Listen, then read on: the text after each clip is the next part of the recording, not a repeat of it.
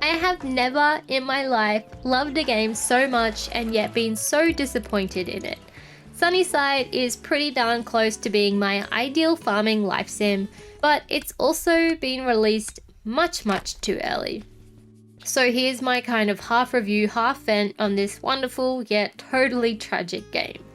So Sunnyside is a newly released farming life sim set in Japan, and it's available to play on PC, PlayStation and Xbox, and to my understanding Nintendo Switch is also coming very soon. It's got quite a simple classic story. You play as your own customized character who has decided to move to a rural Japanese town on a bit of a whim and purchase a farm. Upon arrival, you realize that the land you purchased on doesn't actually come with a house, so you'll receive some help from some friendly locals to start setting you up. During this, you'll meet this robot named Sparky, who's come to learn about the people in this town. Since you're also new, you kind of team up here and work together to get to know the townsfolk while setting up your farm and also bringing back some balance and life to the town. So a very loose story that involves some cave exploration and a ton of other quests that will slowly introduce you to the farming mechanics and how the game works. As I mentioned, I really liked this game, but I also experienced so many issues with it. And in the end, after about 30 hours of gameplay, I had to stop. Not because I wanted to, but because I felt I just could not continue and it killed me. So to start off, this game is truly an open world farming game, and it's all I've ever wanted. You can freely walk around town, which is actually massive by the way. You can walk to the shop, through the woods, you can even take a bus into the city and explore there as well. This blew my mind. It's something I have always wanted in a game, and I don't feel like any game has quite done it like this. Maybe close, yes, but not to this extent, and not in such an interesting world as this. To walk down some rural Japanese road on a rainy day and just explore the town, it's amazing. As the town is quite large, you'll slowly unlock transportation, which comes in the form of a bicycle and eventually a scooter and a van. This really bumped up that immersion factor for me like tenfold. To be able to hop on your bike and go down to the shops, I loved it so much. The town is also just stunningly beautiful, so detailed in every aspect. I genuinely believe a lot of this was modeled from like real shops and real parks. It's just so atmospheric as you walk around town, and you've got this beautiful soundtrack and such atmospheric weather. It's just a really nice town to live in and explore. The town is full of shops, including a blacksmith, woodworks, a mill, garden shops, groceries, and more.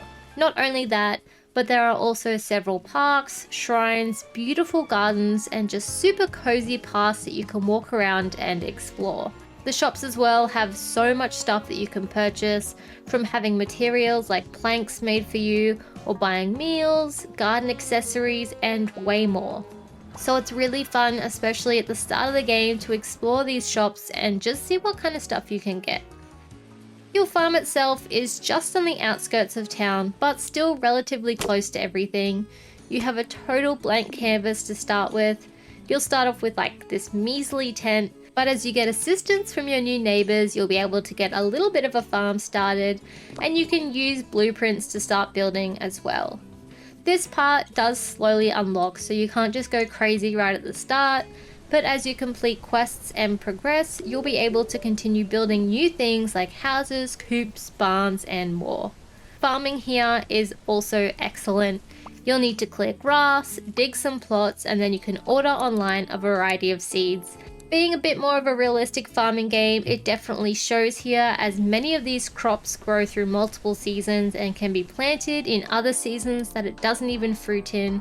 And you can also use a hose to water, which I always love when video games do that. It's so much better than a watering can. Such a basic thing, but I freaking love it. Housing animals is also more realistic, with nice looking coops and barns to use.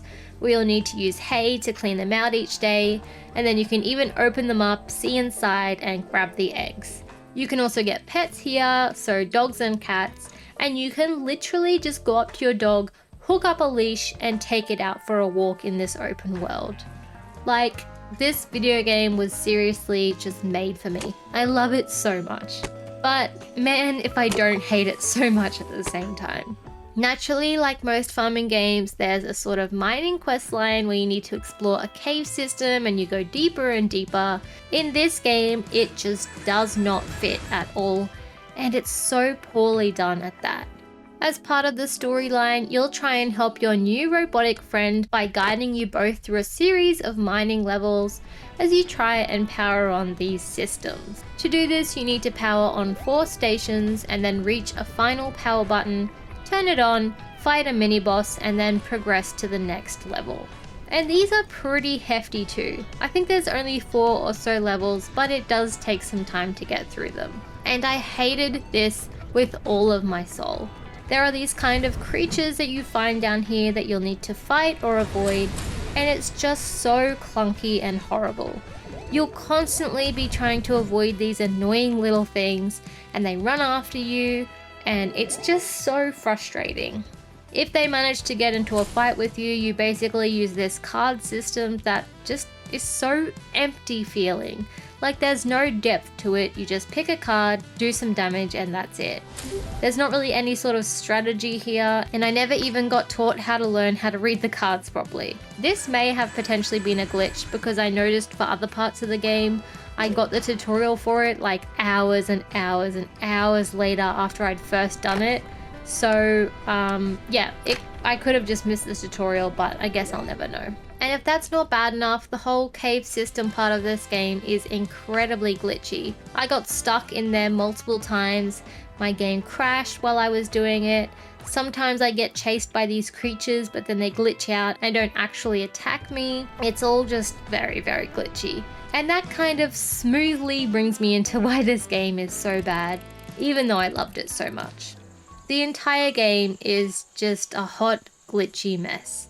Multiple game crashes, I constantly got stuck in menus, sometimes being able to find a way out of it and other times having to restart. Menus wouldn't work, things go missing, you name it. And it's so frustrating because this game has just so many amazing, flawless parts to it, while the other parts are so bad, and I just genuinely can't believe they released it like this. The whole control system is absolutely horrible. It's very clearly designed for PC, so it's a very clunky system where you kind of just have to use a cursor to move around, and it goes out of whack all the time. Sometimes it would just move into a corner of the screen, or like there was even a part where it was glitching in and out everywhere and I had to reset the game to fix it. It's just bad. And look, while the game is filled with problems and glitches, most of them I found genuinely funny.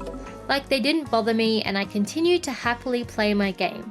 But as I kept playing, I found the glitches got worse, and especially as I progressed further and had those days where I made a lot of progress, I ended up being so incredibly stressed as I made my way back to my house to go sleep and save, as I was just so worried the game would crash on me and I'd have to restart all of that all over again.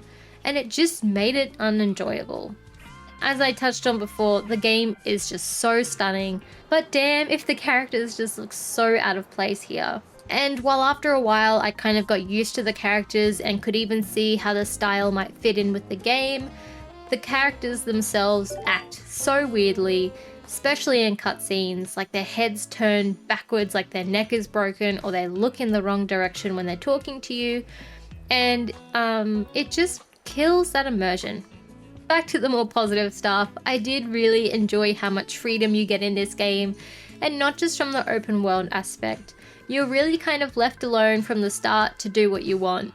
And while there's not a lot of hand holding, most of it's quite easy to figure out, such as you get wood from trees or from the mines and so on.